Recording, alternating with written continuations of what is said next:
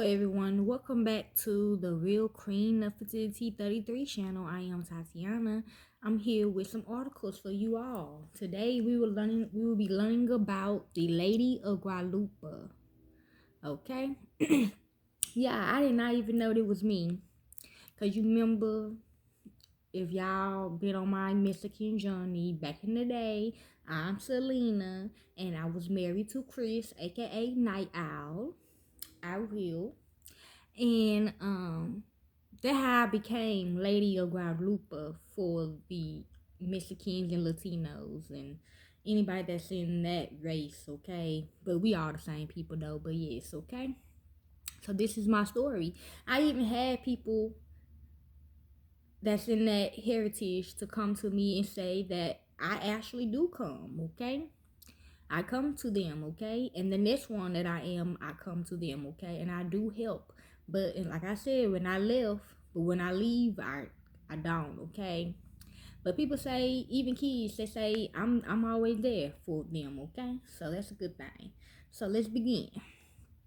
Articles about Our Lady of Guadalupe include Our Lady of Guadalupe, a story of faith and mystery, and Our Lady of Guadalupe, mother of a new creation. Our Lady of Guadalupe, no, I have not. It just came to me because I always see, especially women, Mexicans, Latinos, praying to this woman, okay? And I asked them one time, they said, oh, it's like Jesus, okay, for, us black people. But they got Lady Guadalupe, okay? Black people, white people, okay? So they got her, okay? Which is me, I know that. So yes, that's why I asked, because I always see them posting about her, okay? Yes. Our Lady of Guadalupe, a story of faith and mystery. This article explains how the Virgin Mary's appearance as an Indonesian woman in 1531 helped spread Christianity in Latin America. It also discusses how the Virgin of Guadalupe's image has become a symbol of unity and identity for Latin American Catholics. This is a little details about it before I read the article that I found. Our Lady of Guadalupe, mother of a new creation. This article discusses how the Virgin of Guadalupe calls for conversion and a new openness to differences. It also discusses how she called the church to work with the Indonesian people to create something new. Other sources about Our Lady of Guadalupe. I even my Korean ex-husband said I'm like a Jesus to them too, but I go by another name because I'm gonna look up sooner or later, okay? Other sources about Our Lady of Guadalupe. I think all of us has this in our soul contract, okay? I ain't gonna lie to you, okay? Because I know another woman, she's Korean too, and she's like a figure too to her people, but she don't lose it though. But she do lose it, but she don't know she lose it though. This figure of her in her life knows, and it do what it do. Like Lady of Guadalupe is in me, but I didn't know. Okay, but she go do her work. You know what I'm saying? For her people. The story of Our Lady of Guadalupe from Vatican News. The Virgin, okay. Guadalupe, okay. The Virgin of Guadalupe is the patroness of Mexico and parts of California, Guatemala, and El Salvador. She is also venerated as the queen of all Spanish-speaking peoples. I still know how to speak Spanish, okay? But this is the article that I found, and it's titled Our Lady of Guadalupe, Patron Saint of Mexico. Okay, this is how I look, okay? I was wondering why I look down like that, okay, on that side, okay? But we gonna see. I think it do. I think there is people imitating me as well. I know the woman that killed me at Selena, she go by Keisha now. She do not like me. Or the next one, okay? I asked Adrian, but Adrian said no. She really considered herself as a black woman, but on TV she say she Latino, okay? Or a mixed woman, okay? Our Lady of Guadalupe in Roman Catholicism, the Virgin Mary in her appearance before Saint Juan Diego in four visions in 1531. The name also refers to the Marian apparition itself. Our Lady of Guadalupe holds a special place in the religious life of Mexico and is one of the most popular religious devotions. You ain't lying. Her image of a woman of mixed Indonesian and European features, Mestiza, wearing a turquoise colored mantle surrounded by a sun bust, has played an important role as a national symbol of Mexico. Yes, they will, cause my resident in my city, Miss Rosa, the one who was killed as a soldier in the fake military, she said that was one of her points. Okay, to pray into me as Saint Guadalupe. Okay, I mean Virgin Guadalupe. Okay. According to tradition, Mary appeared to Juan Diego, who was an Aztec convert to Christianity, on 4 occasions between December the 9th and December the 12th, 1531. So that's 10. So 1. During her first apparition, she requested that a shrine to her be built on the spot where she appeared, to Pico Hill, now in a suburb of Mexico City. Yes, actually he is, okay? My ex-husband. I didn't know, y'all didn't know that. You think I knew that? And my dad didn't want us to be together. I'm gonna go ahead and put it in there. But yeah, like, I didn't know that. But I mean, I knew when we came here, we already had all the races in our family. Okay, so like he's like, yes, like, yeah, yeah, you know, I'm fine. Okay, I get it. Okay. However, the local bishop hesitated to act on this request, which is my dad. Mary appeared to Juan Diego a second time on December the 9th after his meeting that day with the bishop and told him to return and try again. On December the 10th, Juan Diego met with the bishop, who this time demanded a sign before he would approve construction of a church.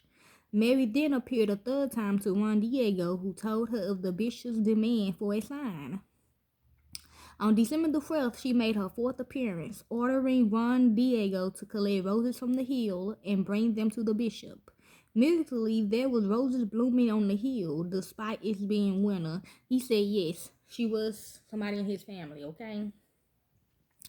Moreover, the roses was native to Castile, a region in Spain that was the never mind. That's I was going. Well, she married to Bin Laden. She one of his sister wives, so never mind. So yeah, was the homeland of the bishop. True. In his audience with the bishop on that day, Juan Diego opened his tilma cloak, letting dozens of roses fall to the floor and revealing the image of Mary imprinted on the inside of the cloak.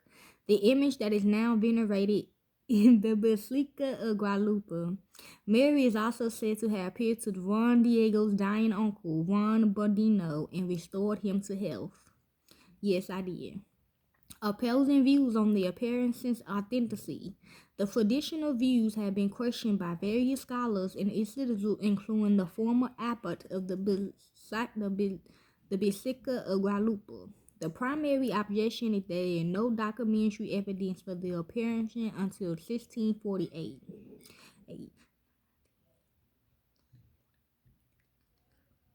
19, that's 19, so 10, 1. Critics claim that documents purporting to be from the 16th century, 7, or actually from the 17th century, which is 8. Critics had also noted that the bishop approached by Juan Diego was not consecrated until 1534, and he makes no mention of Juan Diego or of Our Lady of Guadalupe in his writings. Defenders of the Virgin of Guadalupe included Pope John Paul II, who canonized Juan Diego and declared Our Lady of Guadalupe the patroness of the Americas. Accept the authenticity of the early documents and point also to various oral accounts of his apparition. Shrine and devotion to Our Lady of Guadalupe. John Paul II's actions are only the latest in a series of developments affirming the importance of Our Lady of Guadalupe. A shrine to the Virgin had existed on the site since at least 1556. So 1708, when the Archbishop of New Spain promoted devotion to the image of Mary as a chapel in Tepeyac. The image was described by an English prisoner in Mexico City in 1568, and by the end of the 16th century, Our Lady of Guadalupe formed parts of a wide network of shrines to the Virgin throughout Mexico.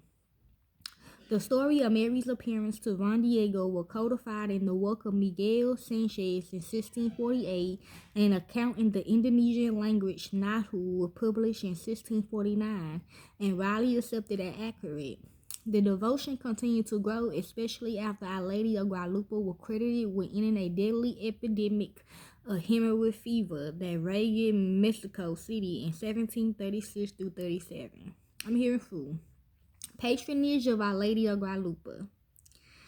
In 1737, Our Lady of Guadalupe was proclaimed patroness of Mexico City, and in 1746, her patronage was accepted by all the territories of New Spain, which included part of present-day California as well as Mexico, and regions as far south as Guatemala and El Salvador. In 1754, Pope Benedict approved his patronage and granted her a proper feast and mass for December the 12th. Pope Pius X proclaimed her patronage of Latin America in 1910, and in 1935, Pius approved her patronage over the Philippines. Veneration of Our Lady of Guadalupe had been particularly strong among women. Yes, it has. Men too, though, especially in Mexico. Well, the men lose the other one mostly, though. So the ladies lose this one and the men lose the next one, okay? And that makes sense. Especially in Mexico, and since at least the early 18th century, the devotion was spread throughout the world by the Jesuits and other religions. Okay, my role in Mexican history. Our Lady of Guadalupe's role in Mexican history is not limited to religious matters. She had played an important role in Mexican nationalism and identity. In 1810, Miguel Halo y Costello promoted her as the patroness of the revolt he led against the Spanish.